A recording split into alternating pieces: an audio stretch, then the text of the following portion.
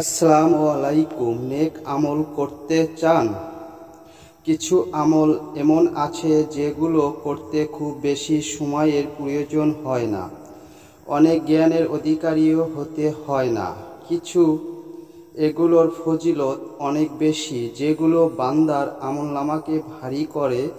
যেমন রাসূল সাল্লাল্লাহু আলাইহি ওয়াসাল্লাম বলেছেন যে লোক আমলের আগে একবার বলে সুবহানাল্লাহিল আজিম। আশা করি সম্পূর্ণ সূরাটি শুনুন। أعوذ بالله من الشيطان الرجيم. بسم الله الرحمن الرحيم.